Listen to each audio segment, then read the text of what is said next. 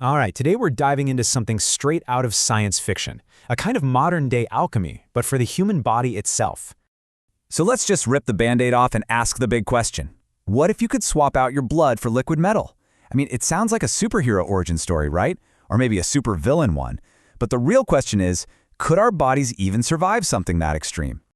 Okay, but before we go full-on sci-fi with a metallic upgrade, we've got to understand the original stuff. You know, the incredible fluid that's already in our veins. So what even is blood? Well, think of it like the ultimate courier service for your body. It's dropping off the good stuff, oxygen, nutrients, and picking up the trash, all the metabolic waste. It's this amazing system that's been perfected over millions and millions of years.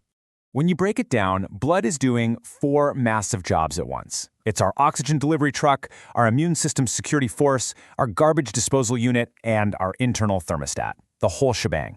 So anything that's going to replace it, it can't just be good at one thing. It has to do all 4 of those jobs perfectly. That's a really, really high bar. All right, so we've got our reigning champion, good old biological blood. Now, let's bring in the challenger, something straight from the world of sci-fi and advanced engineering. Now, to make sure we're not just talking about some vague, silvery goo from the movies, let's use a real-world example. Meet Galinstan. It's a mix of gallium, indium, and tin, and yeah, it's liquid at room temperature. You might have seen stuff like it in special thermometers, but for our thought experiment today, we're putting it in our veins. And when you put them side by side, wow, the difference is just staggering. You've got blood, which is mostly water, pretty light, just a delicate mix of cells, and then you have Galinstan, which is more than 6 times denser. It's a pure metal alloy. We're not talking about a simple swap here. This is a complete, fundamental rewrite of our body's chemistry. All right, let's pause. For just a minute, let's forget about all the but would it actually work stuff. Let's just dream.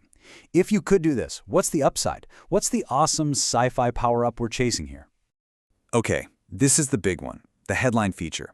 Some liquid metals could, in theory, carry 1,000 times more oxygen than our blood. 1,000! Just think about that. You could hold your breath for hours, sprint a marathon without getting winded. It's literally the stuff of comic book heroes. A truly superhuman ability. And it doesn't even stop there. The list of potential perks just keeps going. Its thermal conductivity is way better, so perfect body temperature all the time. It's electrically conductive, which opens up this wild possibility of plugging our bodies directly into electronics, and since it's not made of living cells, it wouldn't break down or age. I mean, on paper, it really does sound like the ultimate upgrade.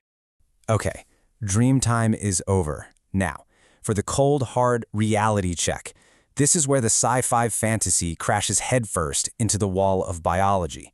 Could our bodies, our soft, organic machines, actually handle this kind of inorganic hardware?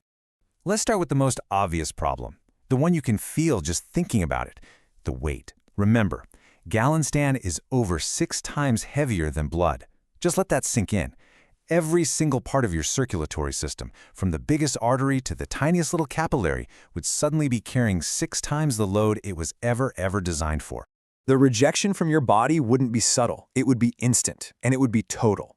First up, your heart. It's an amazing muscle for sure, but it's built to pump something with the consistency of water, not heavy metal. It would just fail instantly. Then there's the toxicity. The metals in Galinstan are literally poisonous to us. It's not just a foreign liquid, it's a body-wide poison. And finally, reactivity. The metal would start corroding your fragile tissues from the inside. And if you go organ by organ, the picture gets even worse. Your lungs, with those super delicate, paper-thin sacs for air, they just be torn apart by the weight and density. Your heart, we already know what happens there. Your kidneys, they'd be flooded with toxic metal ions and just shut down. And all those tiny microscopic capillaries, shredded. It's a complete catastrophic system-wide failure. No way around it. So, we've seen the sci-fi dream, and we've faced the biological nightmare. What's the final verdict here? What's the takeaway from this whole experiment? And this, right here, is the core of it all. You know, from a pure engineering standpoint, liquid metal is incredible stuff. But our bodies aren't cars. You can't just do an oil change with a completely different fluid and expect it to work. The idea is an engineering marvel, for sure. But for a living thing, it's an absolute biological nightmare. Which leaves us with this one really important idea to chew on. The body isn't a machine. It's an ecosystem. Everything is connected. everything has evolved over millions of years to work together in this incredibly delicate balance. The story of our blood isn't just about plumbing and pipes. It's about the amazing, complicated, and fragile nature of life. And that is something that no technology, no alchemy can ever just replace.